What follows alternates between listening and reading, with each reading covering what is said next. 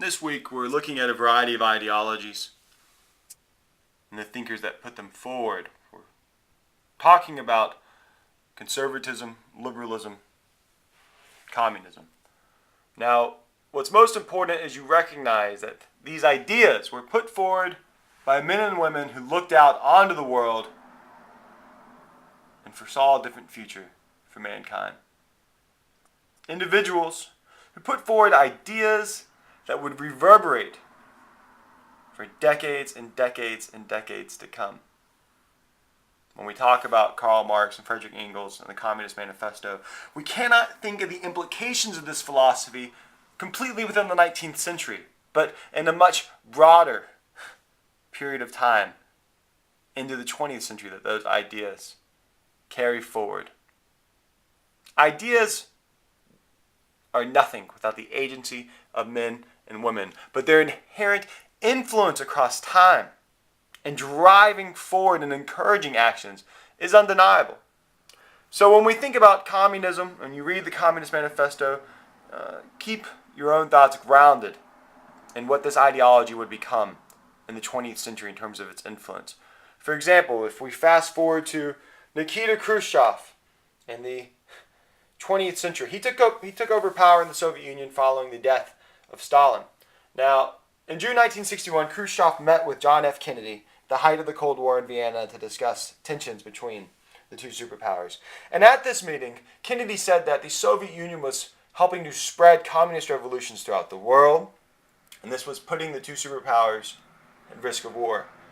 Khrushchev responded by saying, "If you want to blame somebody for communism, perhaps you should blame Germany. It's after all where Friedrich Engels and Karl Marx came from."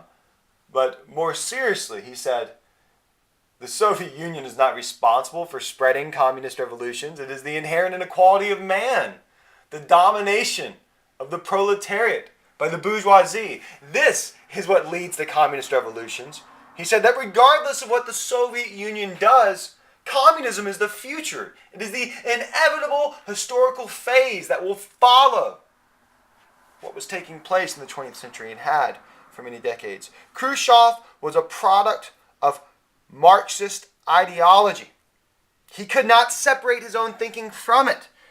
He was a product of the Communist Manifesto and his years under Stalin, another ardent communist. So when you read the Communist Manifesto, when you think about Karl Marx's message, you must keep in mind its inherent importance for the future. That Karl Marx saw the world like this: imprisoned masses, those toiling in factories with nothing to look forward to but bourgeois domination.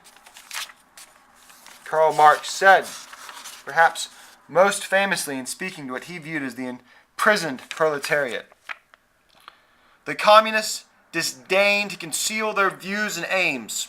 They openly declare that their ends can be attained only by the forcible overthrow of all existing social conditions. Let the ruling classes tremble at a communist revolution. The proletariat have nothing to lose but their chains. They have a world to win.